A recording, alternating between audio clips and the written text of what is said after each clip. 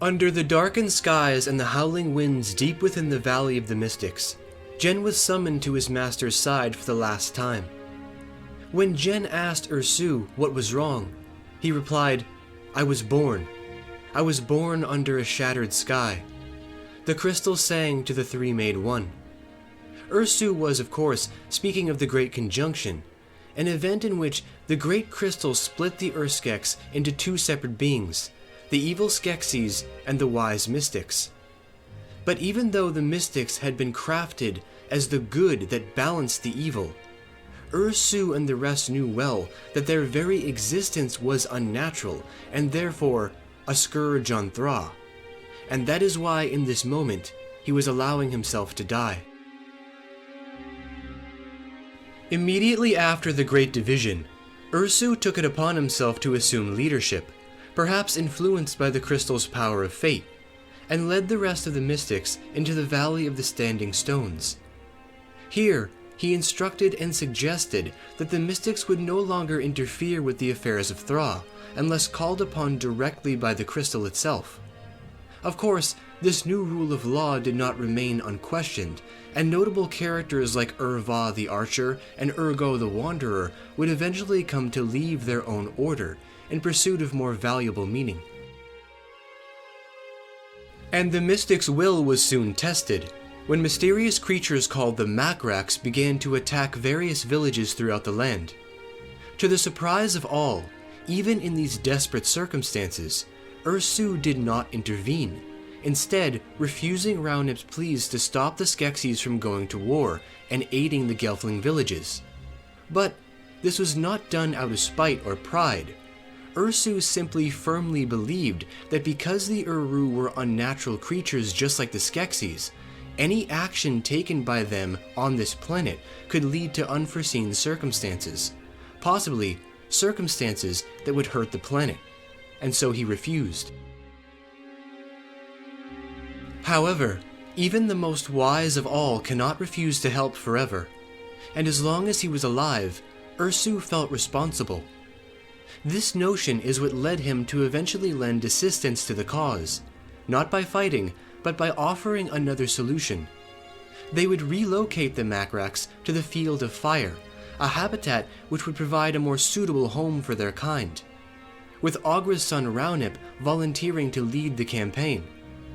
This event would eventually resolve in a peaceful ending for the Makraks, but also the disappearance and presumed death of Raunip.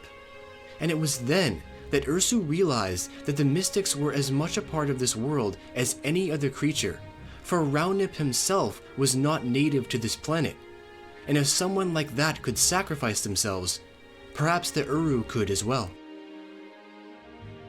Following these events, the Skeksis and the Uru would continue to live their lives in separation, and because of the Uru's absence, the Skeksis eventually came to rule over the Gelfling completely, and even began the Gartham Wars when they resisted, resulting in the almost absolute extinction of all Gelfling. But to urSu's surprise, his life would soon change again during the end of the wars, when he found a small child who he named Jen, the victim of another destroyed clan.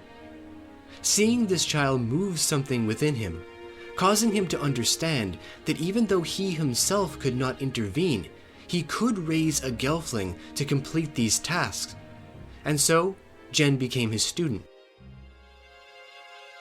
Unfortunately though, all of the Mystics are infinitely connected to their Skeksis counterparts through their souls, and over the many trine, urSu's counterpart Skekso the Emperor had been experimenting with the Darkening, a virus spreading through the lands, destroying and affecting all things on the planet. This caused Skekso's health to rapidly deteriorate, and in turn also began to kill urSu. But instead of attempting to heal himself, urSu decided then to let the sickness take him, for he knew that if he were to heal himself, his counterpart would also be kept alive, but if he allowed himself to die, so would Skekso. And that action would surely send the Skeksis into ruin. And so, in his last moments, urSu instructed the others to call brave Jen back home to see him once more, this time to accept the most important mission of his life, healing the crystal. Through a cracked, strained, and broken voice, urSu spoke his last and most meaningful words to his Gelfling savior, explaining the meaning of the Great Crystal and guiding him into Aughra's hands to seek answers to his many questions. urSu had done all he could do, and whether he felt his life was complete or unresolved, he let go and disappeared back into the ether, leaving Jen to set out on his noble quest.